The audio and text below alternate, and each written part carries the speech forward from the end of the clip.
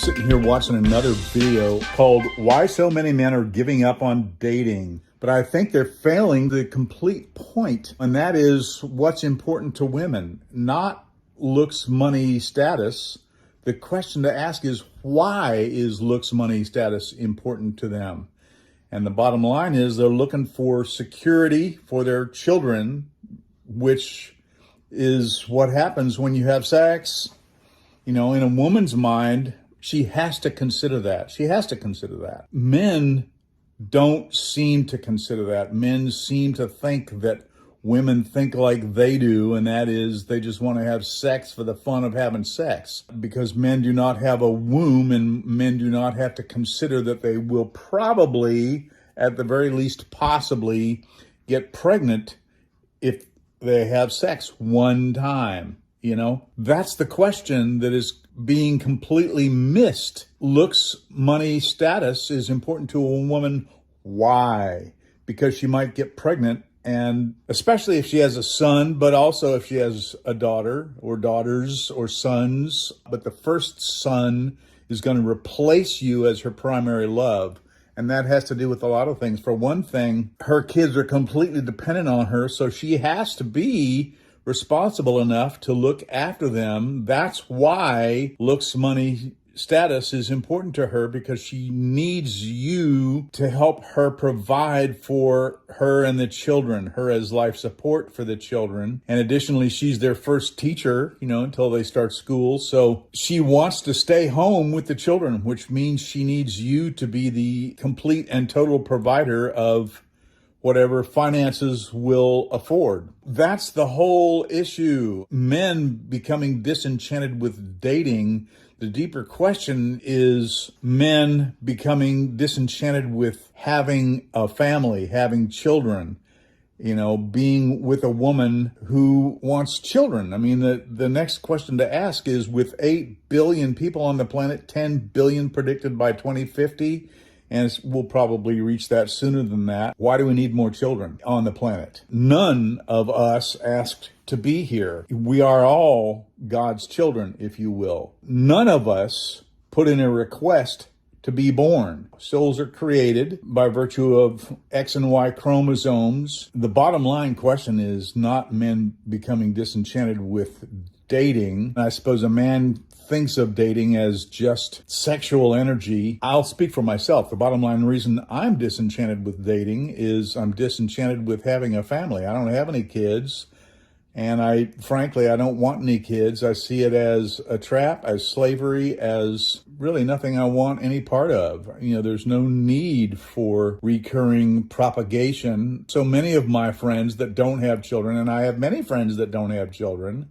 see it as a myth of self-propagation. My dad, for example, sees me as an extension of him, and by extension as an extension of his father. And I see myself as my own person, thank you very little. So we disagree about that.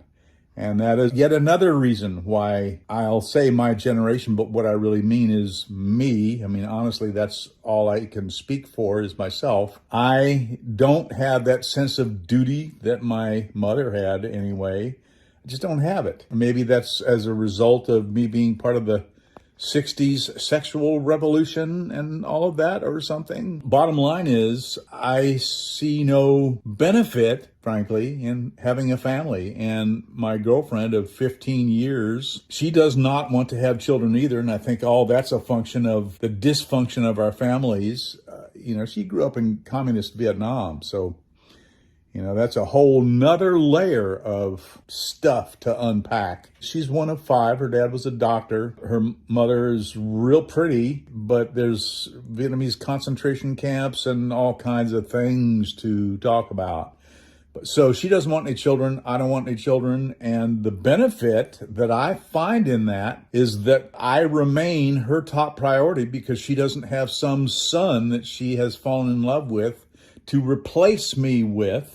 And I'm thrilled for that. So I don't want to replace her with someone that is going to be a possibility with. I just saw a real pretty, probably early 20-something, if not late teen something, real pretty Korean girl cleaning out her condo unit that they just moved out of over the weekend. You know, she came down, it's an upstairs unit, to move her vehicle from where she was parked, which was not the deeded space, to what was the deeded space. And so I got to see her. She's really attractive, of course, and happened to open my drapes just in time to see her walking down the stairs.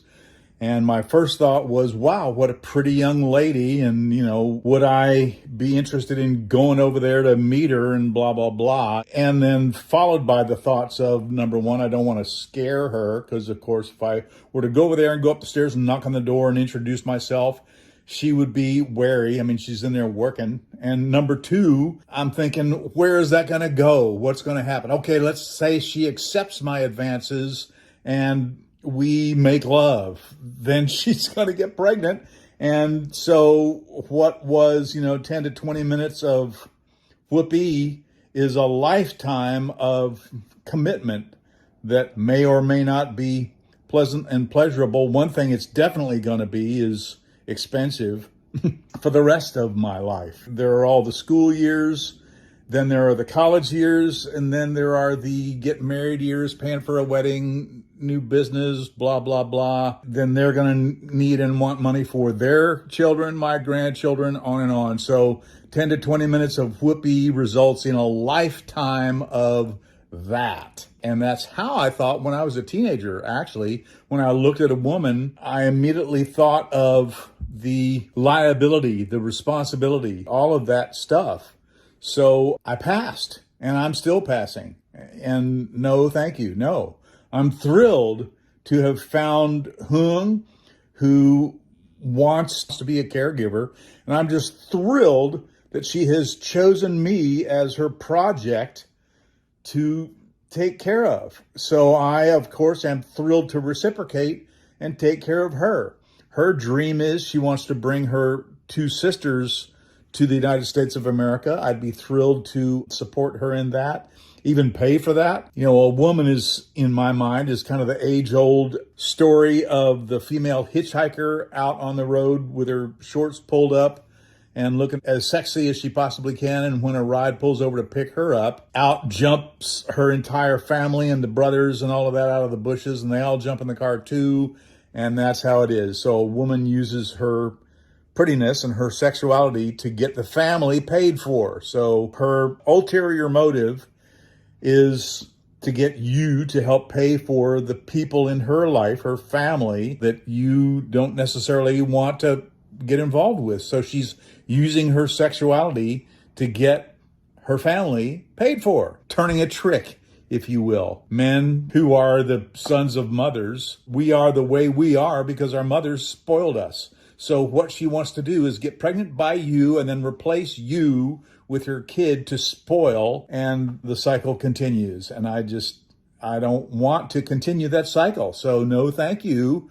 No kids for me, thank you. I don't want to populate Mars or the moon. Northern California is too cold for me. You know, I hear that Southern California is cold for Floridians. Florida is too flat for me, coming from the Shenandoah Valley and the Appalachian Mountains and the Blue Ridge Mountains and all of that. So I love the mountains. Florida's flat.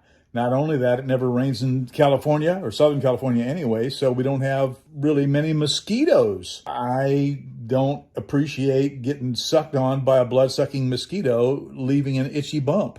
Don't appreciate it. And Florida is full of mosquitoes and alligators. No thanks. San Diego, we get, 4.0 Richter scale earthquakes, and that's about it. The serious stuff happens up north. San Diego is great. I'll stay put right here. Certainly there are other things in Southern California to be wary of and to watch out for. Another byproduct of the fact that it doesn't rain hardly much here is wildfires.